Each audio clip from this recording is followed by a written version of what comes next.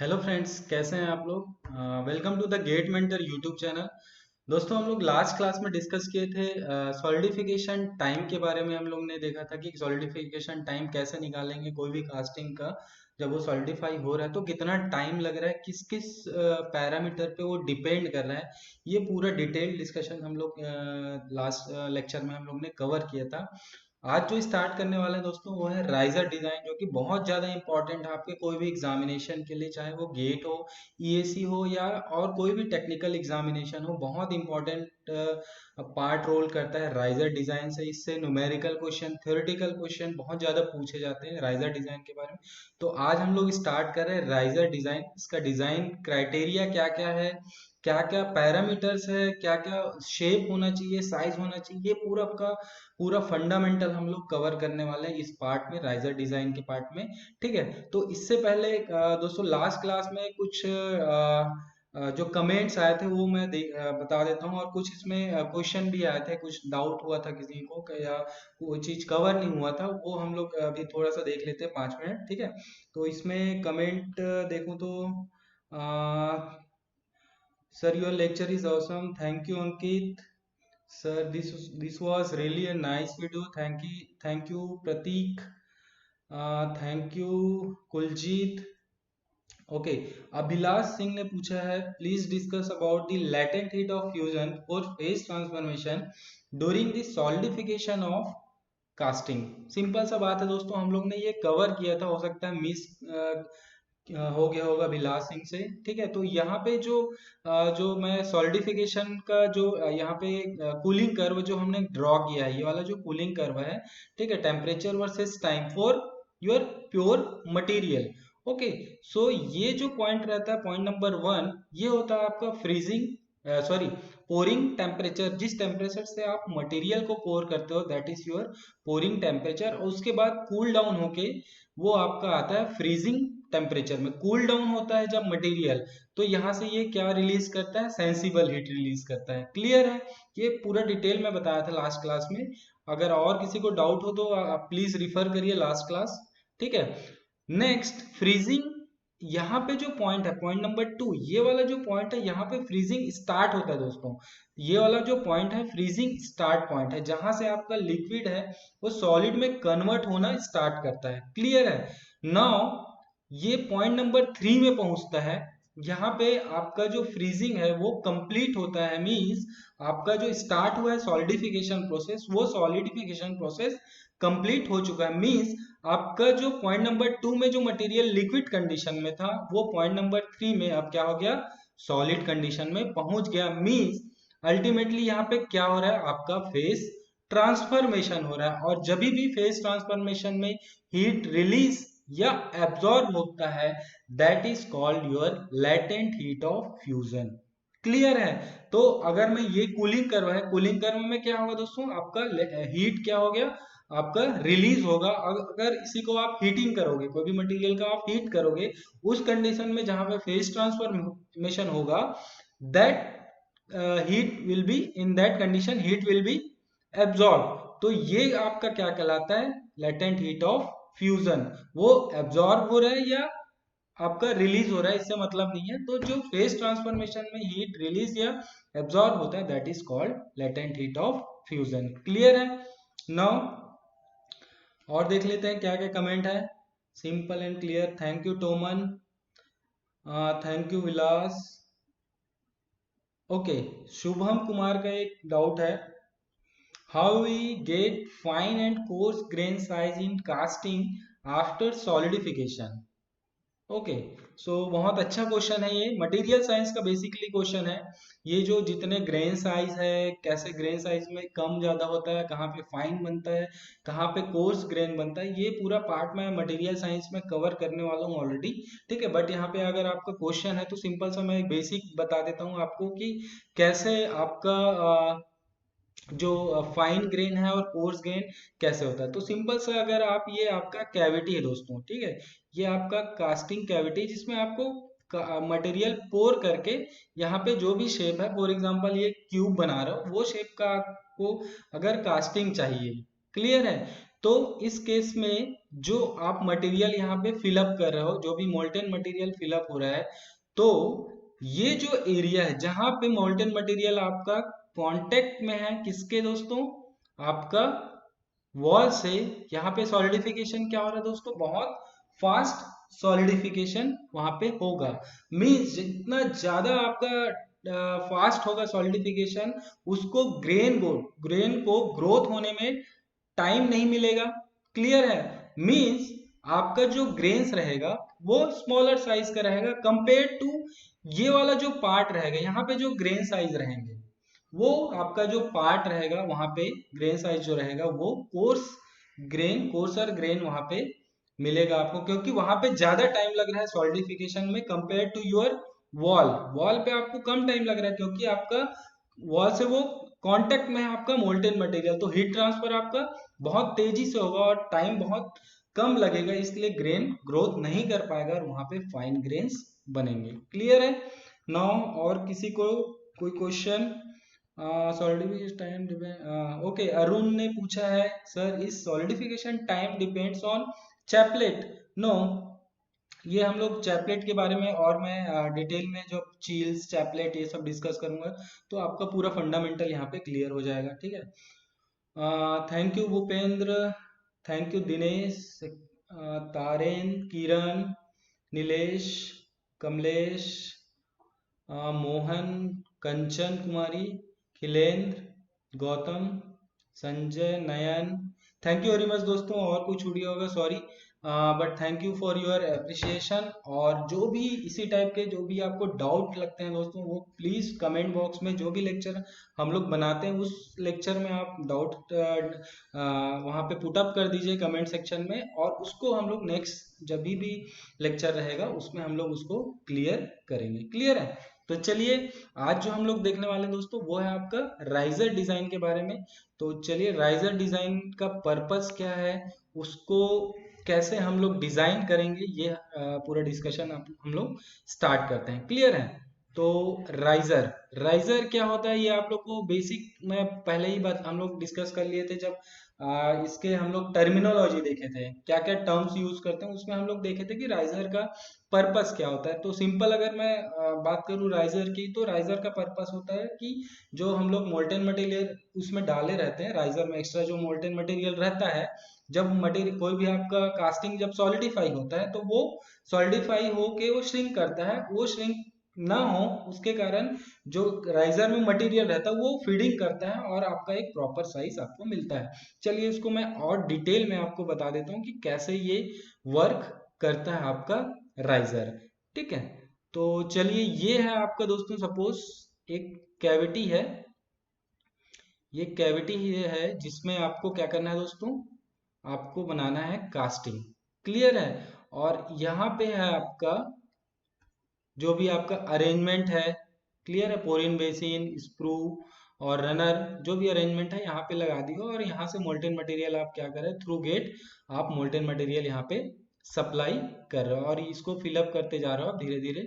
ये आपका जो भी कैविटी है ये फिलअप हो गया। जो भी साइज का आप कैविटी बनाना है, फॉर एग्जांपल यहाँ पे मैं बात करूँ तो 20 सेंटीमीटर, मान लो ये स्क्वायर है तो इसका जो साइड है वो 20 सेंटीमीटर का साइड्स हैं। ठीक है?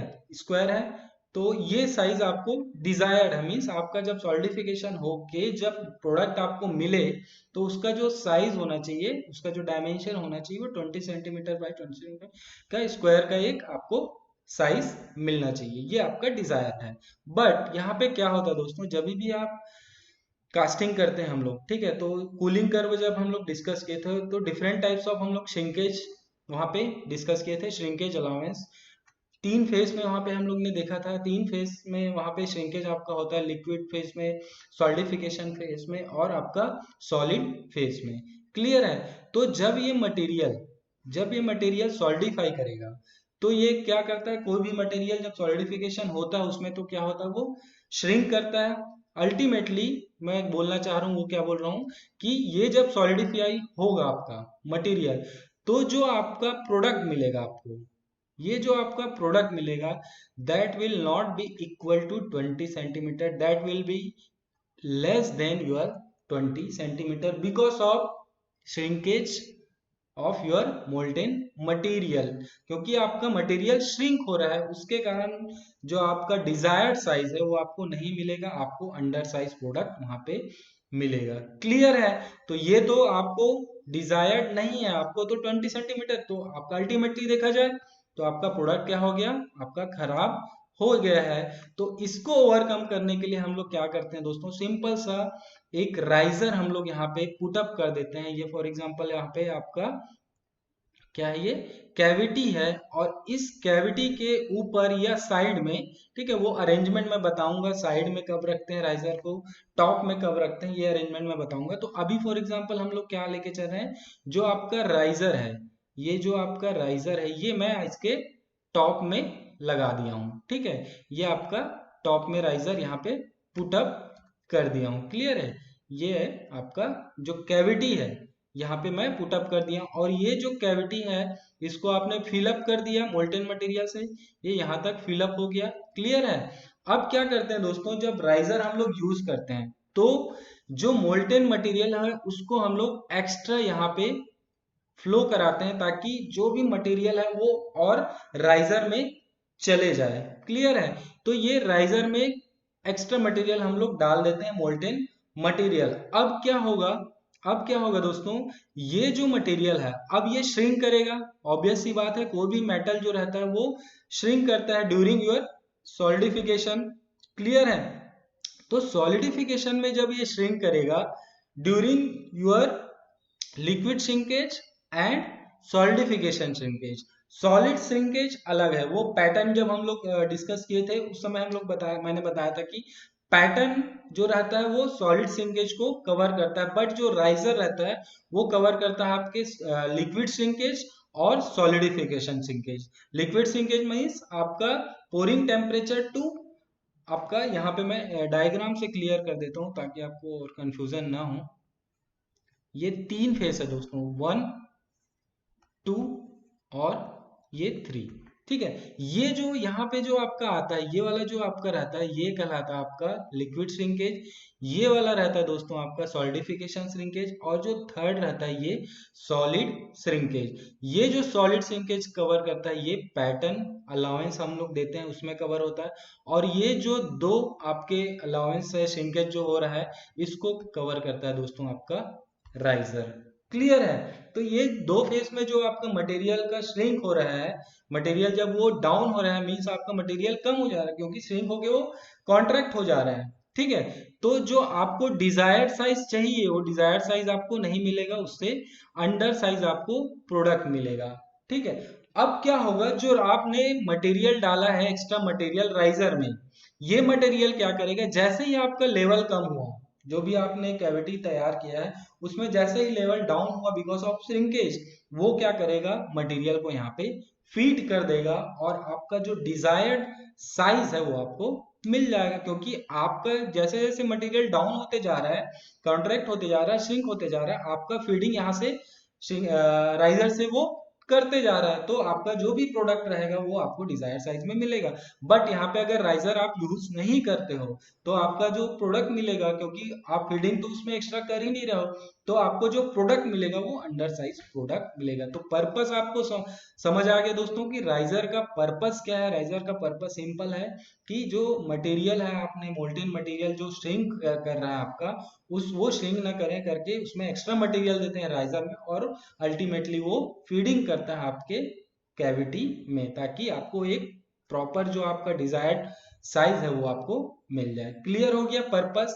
नाउ हम लोग देखेंगे दोस्तों कि राइजर का बेस्ट शेप क्या होना चाहिए, बेस्ट साइज क्या होना चाहिए, ये हम लोग डिस्कस करने वाले हैं। तो चलिए पहले हम लोग देखते हैं best best best shape of riser, कौन सा शेप हम लोग यूज करें राइजर के लिए, ये हम लोग चलिए डिस्कस करते हैं। इससे पहले 3 एग्जांपल लेते हैं दोस्तों, 3 मटेरियल का एग्जाम 3 शेप का एग्जांपल लेते हैं कि क्या क्या 3 शेप में से चूज करेंगे हम लोग। तो फर्स्ट ले लेते हैं example triangular shape, second cylindrical cylindrical and third one is spherical. ये तीन हम लोग लेके चल रहे हैं, तीन शेप लेके चल रहे हैं। इसमें से बेस्ट शेप क्या होगा, बहुत सारे और शेप हम लोग कंसीडर कर सकते हैं, ठीक है, बट जो नॉर्मली हम लोग देखते हैं वो तीन शेप हम लोग डिस्कस कर रहे हैं। क्लियर? इसमें से कौन सा शेप आपके राइजर डिजाइन के लिए बेस्ट होगा वो हम लोग अभी देखने वाले हैं, ठीक है। उससे पहले मैं आप लोग को थोड़ा सा जो सॉलिडिफिकेशन टाइम है, सॉलिडिफिकेशन टाइम का आपका इक्वेशन क्या आया था दोस्तों? Solidification time T is equal to आया था K V by A to the power 2। ये आपका इक्वेशन हम लोग ने देखा था with the help of Chvorinov's rule. ये इक्वेशन फाइनल इक्वेशन आया था where T is your solidification time, K is your constant which depends on your mould material and your molten material. Means आपको किस मटेरियल का casting करना उस पर depend करेगा, और आप मोल्ड मटेरियल कौन सा ले रहे हो उस पर ये डिपेंड करेगा। And V is the volume of your mould, clear, and A is the surface area of your mould. जो भी सरफेस एरिया है वो जो आपका हीट ट्रांसफर जो सरफेस एरिया कर रहा है that will be the A of your casting और मोल्ड कैविटी। क्लियर है? तो अब यहाँ पे ये जो इक्वेशन है, ये इक्वेशन किसके लिए दोस्तों? कास्टिंग के लिए यूज कर रहे हैं अभी फिलहाल। कास्टिंग का सॉलिडिफिकेशन के लिए हम लोग ने देखा था, सॉलिडिफिकेशन टाइम ऑफ कास्टिंग हम लोग ने यही इसी को निकाला था। बट अगर यहाँ पे, यहाँ से मैं फिर से एक डायग्राम ड्रॉ कर देता हूँ। ये आपका कैविटी है दोस्तों, ठीक है, और यहाँ पे आपने फिट किया है एक राइजर, एक राइजर यहाँ पे आपने लगाया है। क्लियर है? ये राइजर आपने लगाया, और इसमें आपने क्या किया है दोस्तों? मोल्टेन मटेरियल यहाँ पे आपने पोर किया है फॉर कास्टिंग पर्पस। क्लियर है? और एक्स्ट्रा मटेरियल आपने यहाँ पे डाला है राइजर में। तो ये है आपका राइजर और ये है आपका कास्टिंग, ठीक है। अब ये जो सॉलिडिफिकेशन टाइम का इक्वेशन है ये दोनों के लिए काम आएगा, बिकॉज आपका जो मोल्टेन मटेरियल है वो कास्टिंग में भी गया है और आपके राइजर में भी गया है, और मोल्टेन मटेरियल तो सेम है, ठीक है, मोल्टेन मटेरियल सेम है, मींस प्रॉपर्टी दोनों का सेम है। तो टाइम जो सॉलिडिफिकेशन का जो टाइम है, ये जो इक्वेशन है ये दोनों के लिए काम आएगा आपका for your casting as well as for your riser. Clear है? तो ये इक्वेशन हम लोग को मिल गया कि जो आपका राइजर का सॉलिडिफिकेशन निकालोगे आप उसके लिए भी यही सॉलिडिफिकेशन टाइम का इक्वेशन लगाओगे, और कास्टिंग का भी जब सॉलिडिफिकेशन टाइम निकालोगे तो ये इक्वेशन आप पुट करोगे। क्लियर है?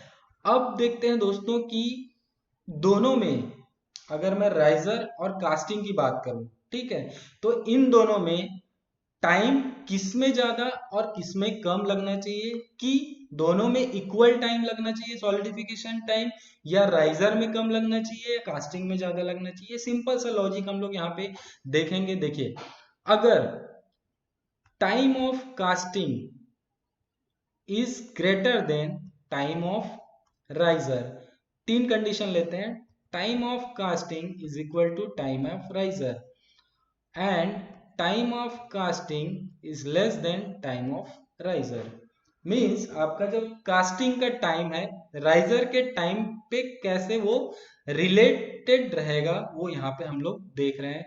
इसका मतलब क्या हो रहा है? जो कास्टिंग का जो टाइम लग रहा है सॉलिडिफिकेशन टाइम वो ज्यादा लग रहा है, और आपका जो राइजर का जो सॉलिडिफिकेशन टाइम है वो कम लग रहा है। मीन्स आपका जो राइजर में मटेरियल है वो पहले क्या हो जा रहा है? सॉलिडिफाई हो जा रहा है। तो दोस्तों अगर राइजर में जो मटेरियल है वो पहले सॉलिडिफाई हो जा रहा है तो राइजर का पर्पस ही वो सॉल्व नहीं हो रहा है, क्योंकि राइजर क्या करता है, जब आपका कास्टिंग सॉलिडिफाई होना चालू करता है तो वो फीडिंग आपका मटेरियल को यहाँ से फीड करते जाता है। लेकिन पहला कंडीशन क्या बोल रहा है?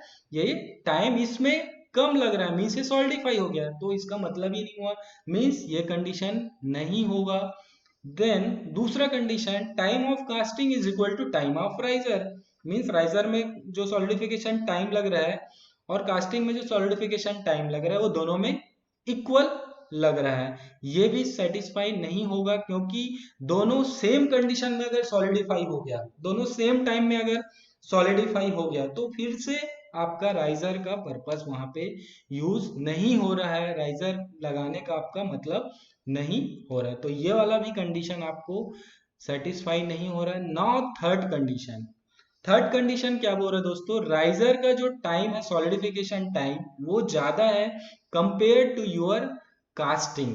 मींस ये वाला जो पार्ट है कास्टिंग का, जो सॉलिडिफिकेशन है, वो जल्दी हो रहा है कंपेयर टू योर राइजर के सॉलिडिफिकेशन से। तो ये वाला इक्वेशन ही आपको आपके रिक्वायरमेंट फुलफिल करेगा, क्योंकि जब ये सॉलिडिफाई होना चालू करेगा और ये सॉलिडिफाई नहीं हुआ है, तभी ये आपका मोल्टेन मटेरियल क्या कर पाएगा, पोर उसमें कर पाएगा। क्लियर है?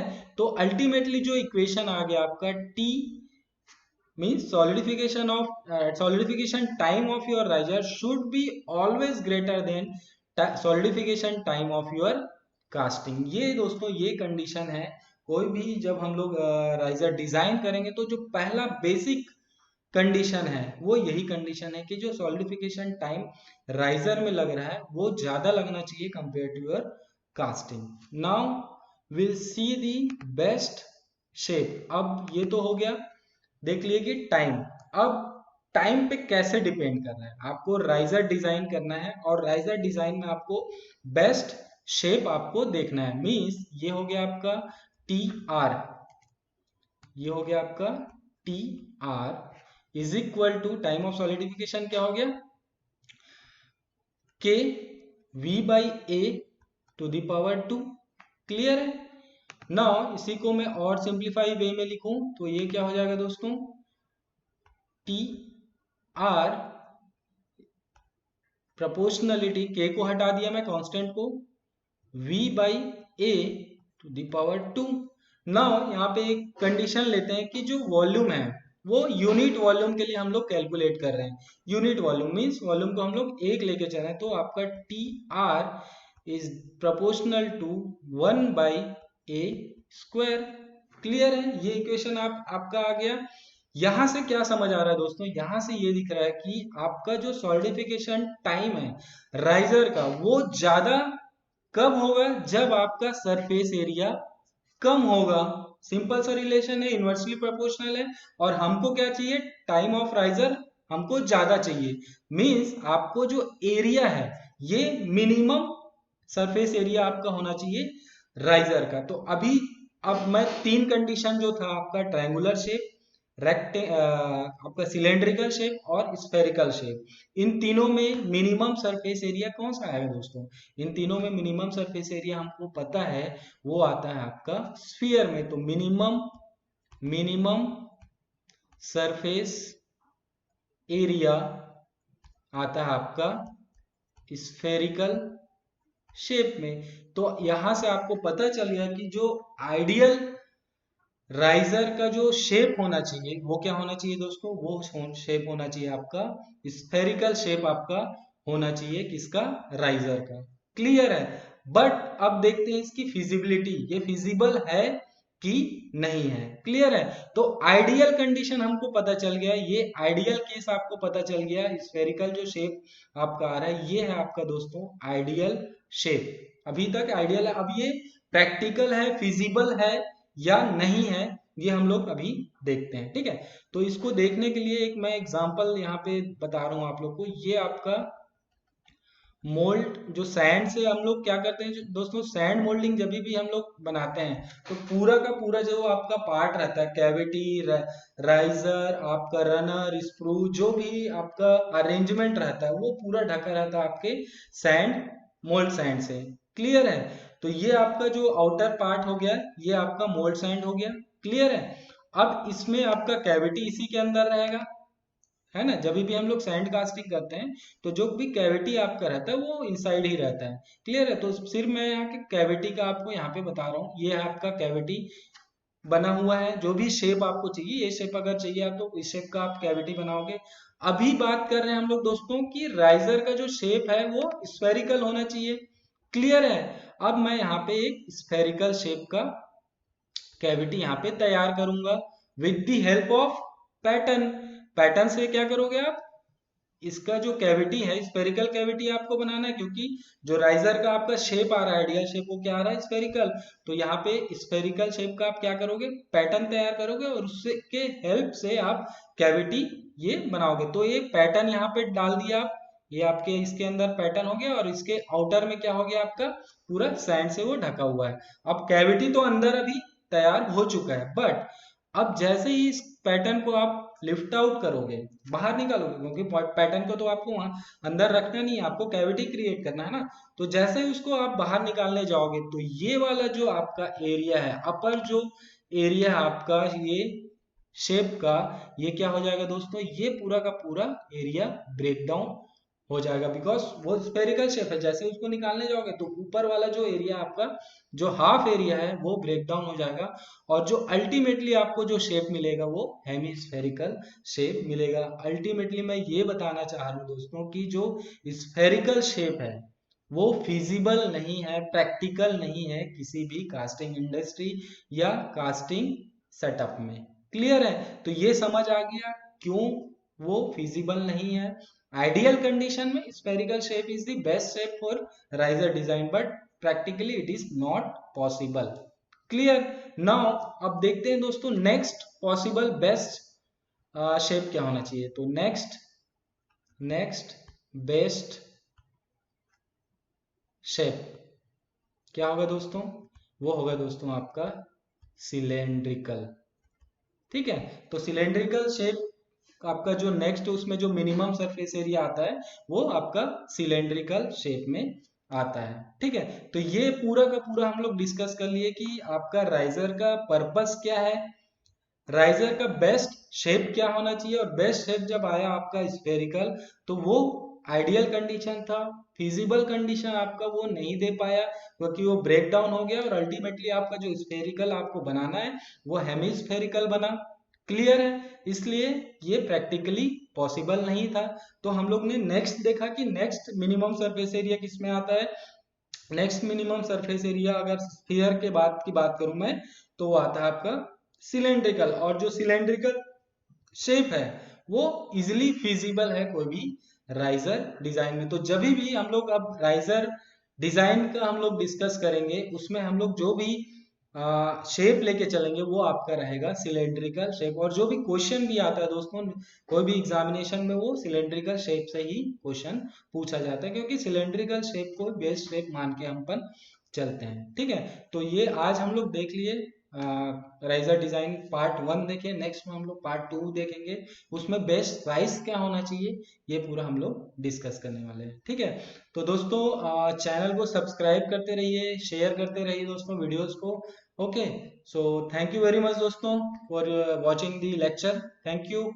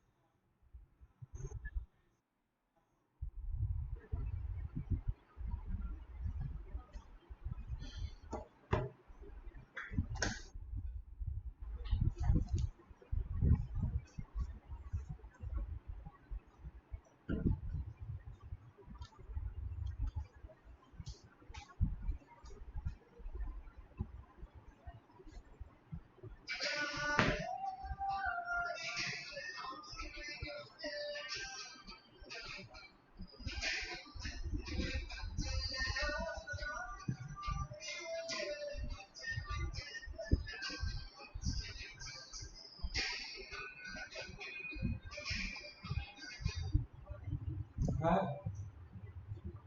हेलो। हेलो। हाँ। बताएं। क्या?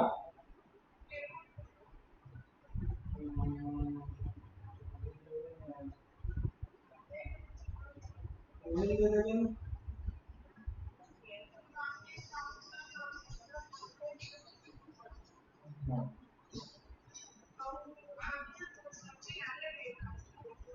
हाँ, टमाटर टमाटर गोभी से है।